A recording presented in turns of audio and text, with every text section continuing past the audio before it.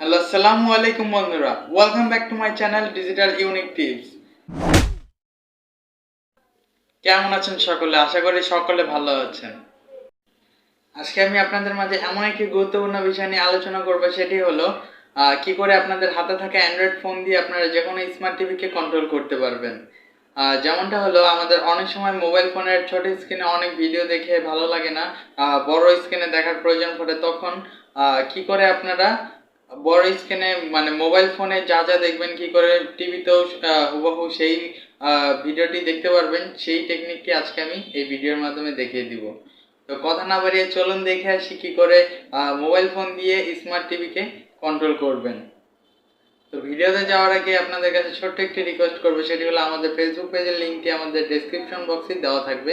আপনারা সকলে গিয়ে একটি লাইক এবং একটি ফলো করে আসবেন। অবশ্যই আমাদের ইউটিউব চ্যানেলের সকল ভিডিও আপনারা ফেসবুকের মাধ্যমে দেখতে হলে আমাদের ফেসবুক পেজে পেয়ে যাবেন।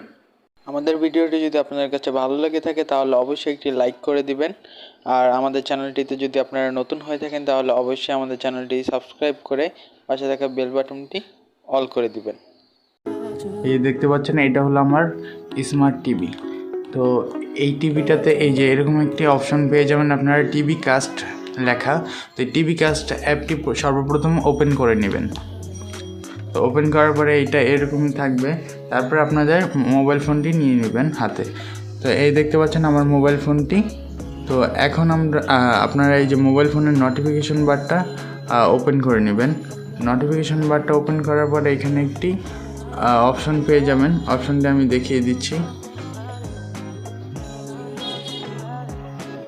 এই যে দেখতে পাচ্ছেন স্ক্রিন কাস্ট লেখা একটি অপশন। তো এইটাকে আপনারা ওপেন করে দিবেন। তো ওপেন করে দিলে এই দেখতে পাচ্ছেন যে আমার টিভির নামটি এই জায়গায় চলে আসলো। তো অনেক সময় হয় কি এই টিভির নামটি আসে না, সর্বপ্রথম করতে গেলে এই টিভির নামটি আসে না। তখন আপনারা কী করবেন, এই যে সেটিংস লেখা এই জায়গায় ক্লিক করে দিবেন। এই জায়গায় ক্লিক করে দিলেই এই যে ওপরে দেখতে পাচ্ছেন 3 ডট, এই 3 ডটে ক্লিক করে দিবেন। 3 ডটে ক্লিক করে দিলে এই যে দেখতে পাচ্ছেন লেখা আসলো অ্যানাবল ওয়্যারলেস ডিসপ্লে। এটাকে আমি অন করে রেখেছি। আপনারা এটাকে তখন অফ থাকবে, অফ থাকলে আপনারা এটাকে আবার অন করে দিবেন। এই দেখতে পাচ্ছেন এখন অফ, তো এটাকে অন করে দিবেন। এই দেখতে পাচ্ছেন অন করে দিলাম।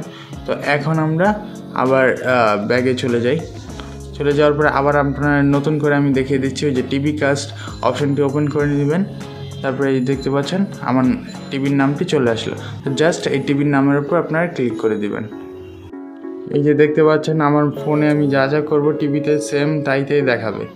এই যে দেখতে পাচ্ছেন পুরো হুবহু তাইতেই দেখাচ্ছে। তো আমি এখন ইউটিউবে ঢুকে দেখাচ্ছি আপনাদের। এই দেখতে পাচ্ছেন টিভিতেও ইউটিউবে ঢুকলো। দেখেন ফোনে যা যা দেখাবে টিভিতেও সেম তাইতেই দেখাচ্ছে। তো আপনাদের আমি দেখিয়ে দিচ্ছি। এই দেখতে পাচ্ছেন হুবহু একই জিনিস দেখাচ্ছে। তো আমরা ফোনটিকে একটু রোটেট করে দেখাই। ওয়েট, একটি ভিডিও আমরা অন করি। ফোনটিকে আমরা একটু রোটেট মোড অন করে নিই।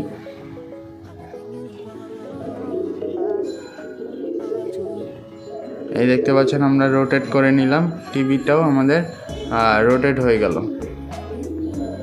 দেখতে পাচ্ছেন, এই দেখেন আমি একটা ভিডিও ছেড়ে দেখাই। দেখতে পাচ্ছেন আপনারা